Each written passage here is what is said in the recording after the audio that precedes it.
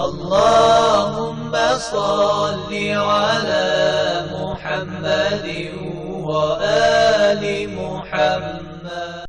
A'udhu billahi minash shaitani rajim, bismillahirrahmanirrahim. En el nombre de Dios, el clemente, el misericordioso, la paz de Dios sea con todos sus profetas, desde Adán hasta Muhammad, salawatullah wa salamuhu alayhim ajma'in. Bueno, nosotros terminamos ya con el tayammum, que era la ablución seca, que dijimos que se hace con el suelo, la tierra. Yo quería dar una pequeña aclaración porque me parece que en alguna clase les dije que se podía rezar también sobre la tierra, si es mineral, si hay algún tipo de mineral. Eso, volviendo a leer un poco algunas explicaciones de unos libros de jurisprudencia, me di cuenta que no, los minerales no se pueden, o sea, es únicamente lo que se considera tierra. Por lo tanto, eso para tener en cuenta por las dudas si es que lo dije en algún momento. Con respecto a la clase de hoy, vamos a empezar con el rezo, lo que llaman en árabe as-salah, que es uno de los pilares fundamentales de la adoración y de la práctica y el ritual en el Islam. El rezo quizá sea en realidad, como dicen los hadices, la columna o el fundamento más importante.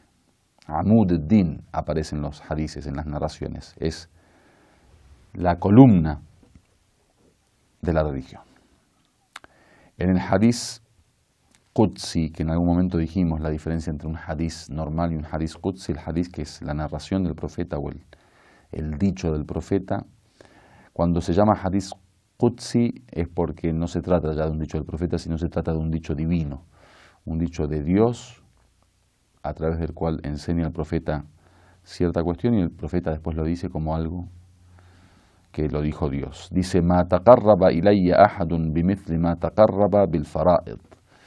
Dice, no hay forma de acercarse a mí, no hay nadie que se pueda acercar más a mí como aquel que se acerca a mí a través de las obligaciones. Wa innahu la yataqarrab ilayya bin nawafil hatta uhibbuhu. Dice, y aquel que ciertamente se acerca a mí, Dios dice esto, a través del nawafil. Nawafil es el plural de náfila. Náfila son los rezos preferibles, los que no hay obligación de hacerlos, pero de hacerlo hay mucha recompensa. Hatta uhibbuhu. De esa manera, dice yo, cuando el siervo se acerca a mí a través de los nawafil, yo lo amo. فَإِذَا أَحْبَبْتُهُ كُنْتُ سَمْعَهُ الَّذِي يَسْمَعُ بِهِ. Dice, si yo lo amo, si yo quiero a mi siervo, entonces yo termino siendo el oído a través del cual escucha, y termino siendo los ojos o la vista a través de la cual ve, y termino siendo la lengua a través de la cual habla, y las manos a través de la cual toma o agarra o puede hacer algo. Bueno, con respecto al rezo, es muy importante tener en cuenta que en el Islam se considera la relación del hombre con Dios en todas las facetas de su vida.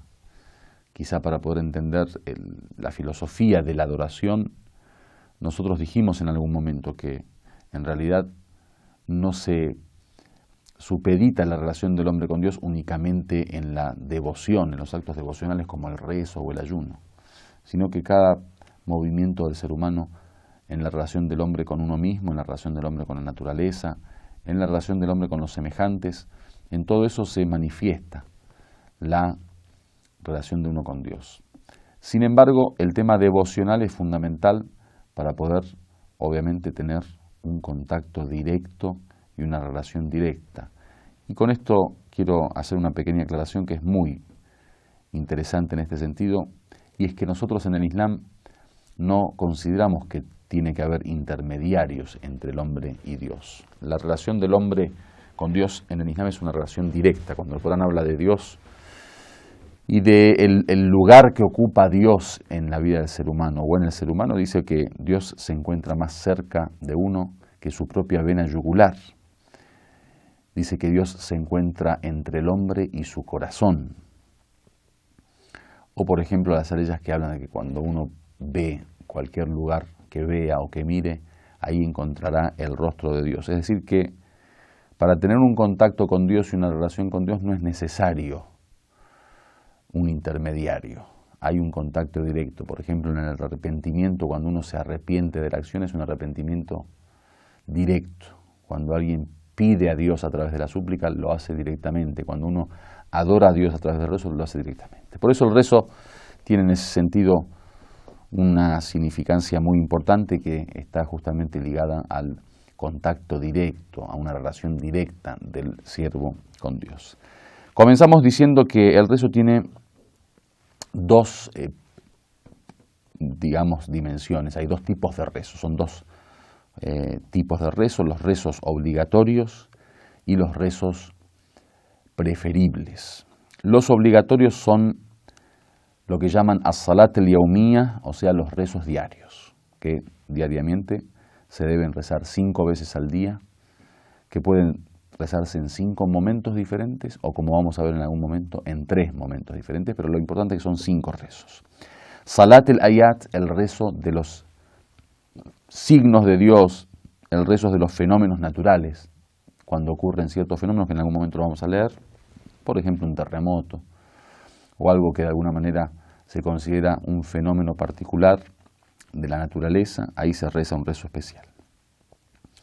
Salat al-walad al-dhakar al-akbar an walidihi, el rezo del hijo mayor por su padre muerto.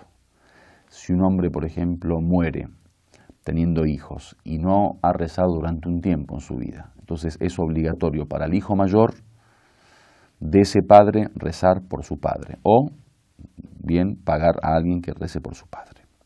Salat al-nadr, el rezo que es una promesa, cuando alguien promete algo, por ejemplo, que una persona esté enferma y diga, bueno, yo prometo a Dios que si me cura voy a rezar tantas veces o tantos ciclos. Eso también es obligatorio. Salat al-qada, el rezo por pago de aquellos rezos que no se pagaron. Por ejemplo, yo durante un año no recé, por poner un ejemplo, ese año tengo que volver a rezarlo a futuro, que le llaman qada. Salat al-mayyit, el rezo al muerto, que cuando hablemos del tema de los muertos vamos seguramente a tocar el tema del rezo. Cuando alguien muere, uno de los protocolos mortuorios es justamente el tema de rezarle al muerto antes de enterrarlo, que ese también es obligatorio para los musulmanes, obviamente. Dice, وَهُنَاكَ صَلَاةٌ وُجُوبُهَا مَشْرُوطٌ بِظُهُورِ الإمام المهدي وهي صلاة العيدين وصلاة الجمعة.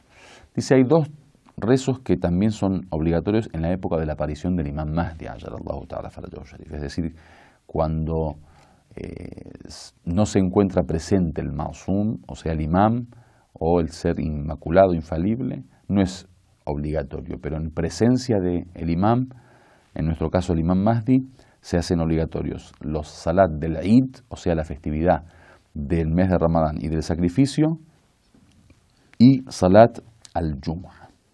Son los dos rezos obligatorios en la época del imam Mahdi. Con respecto a los rezos preferibles, dice, hay son 4 tipos de rezos preferibles. Los rezos preferibles que se hacen junto a los obligatorios, los rezos que son preferibles en tiempos determinados, los rezos que son preferibles en lugares determinados y los rezos que son preferibles en cualquier situación. Los primeros que le llaman nawafil salah, los rezos náfila, el plural nawafil, que son los rezos preferibles que se hacen o antes o después de los rezos obligatorios. Dice, el primero es el del subuh, que son 2 ciclos antes del salat al-subuh, o sea, el de la mañana, antes de la salida del sol, el rezo del alba o de la aurora. Antes de rezar, es preferible rezar 2 ciclos como náfila, es decir, un rezo preferible antes del obligatorio. Después está el náfila de Dhuhr, es decir, del mediodía, que son 8 ciclos antes del rezo del mediodía, que se hacen de a 2. Cada 2 ciclos se termina el rezo y después se hacen los otros 2 hasta ser 8. Después tenemos los nawafil, los náfila del asr, es decir, el de la tarde, que también son 8 ciclos antes del rezo obligatorio. Luego tenemos el del maghrib, que son 4 ciclos después del rezo del maghrib, o sea, del ocaso. Y finalmente tenemos el del isha, el de la noche, que son también 2 ciclos después del isha de sentados. O sea, en vez de hacerlo parados, se hace sentados. Walhamdulillahi Rabbil Alamin.